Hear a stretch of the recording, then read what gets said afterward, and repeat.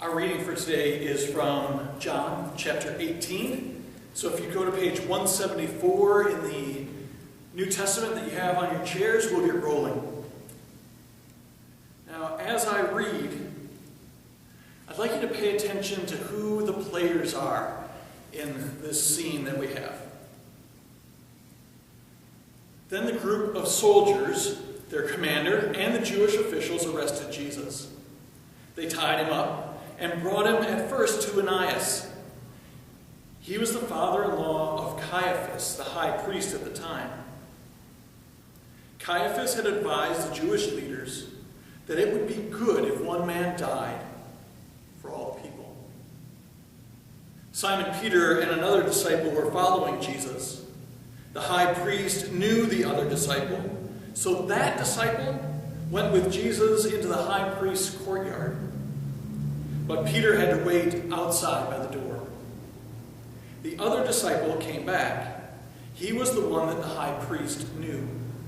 He spoke to the servant woman who was on duty there. Then he brought Peter in.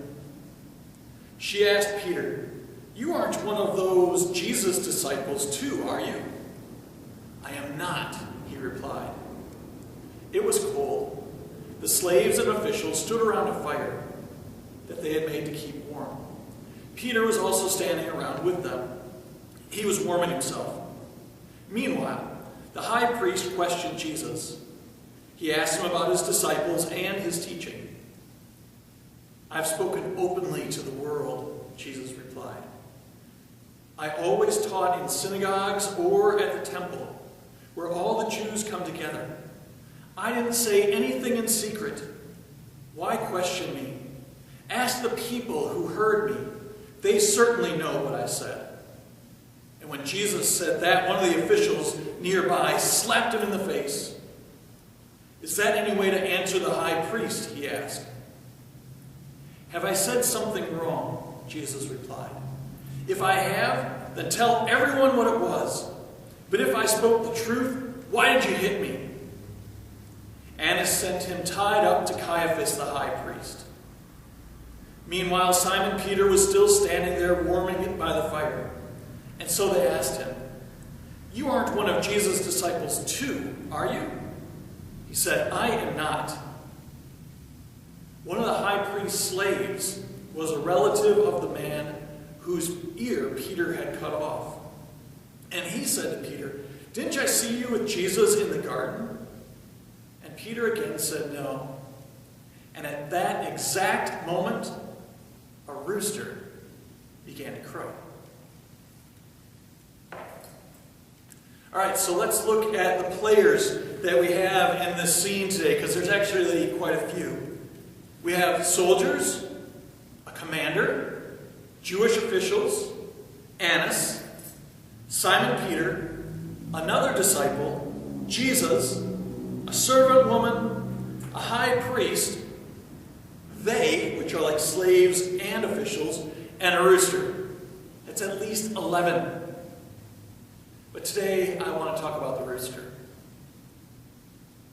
Before we hear from the rooster, we listen to several interactions that are going on within this scene. Jesus is being questioned, right? But then both around that questioning, Peter to 2 to 3 different people say that he doesn't know this Jesus. Now that may have slipped if it was like one time, but 3 times, that's just hanging it right out there. 3 times. First to a servant woman, then to a group that was warming themselves around a fire, and then one last time to the high priest's slave. Each time Peter is asked about his allegiance with Jesus, and he backs off and he says, "No, I don't associate with him at all. I am not known to be part of him." And when the rooster crows, Peter sees exactly who he is. There's another story, sort of like this, that Luke tells in his gospel about Jesus. And in that story, there are 2 brothers and a father. The younger brother doesn't want to be any part of the family business any longer, and so he demands his inheritance from his father. And so with cash in hand, he goes out and he blows it all. Blows it all. Not one penny is left. And then waking up in the gutters some morning, he sees that his life is a total wreck. He sees himself as he is. Many of us, most of us, have come to this point or several of these points throughout our lives. We call it bottoming out. We call it dark night of the soul. We call it finally recognizing that our actions have hurt loved ones in deep, scarring ways. We turn to self-medicating. We begin to sleep too much. We begin to sleep way too little. We find ways to escape.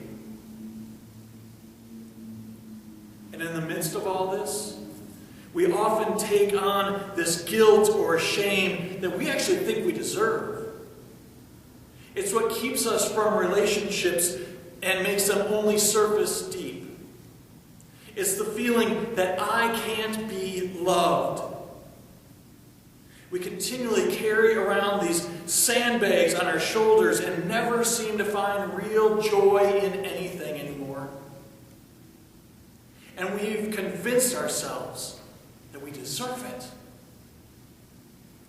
We cover ourselves with it. This guilt and this shame that we allow to rule our lives accuses us, it questions us, and it pokes at us all the time. And then the rooster crows. Another DUI. An intervention from your family. A loss of someone that you held dear. You're fired. A choice has to be made. No skirting this issue anymore. Consequences are totally out of our hands. What a feeling. What a feeling when that rooster cocks its head back and brings full reality to light.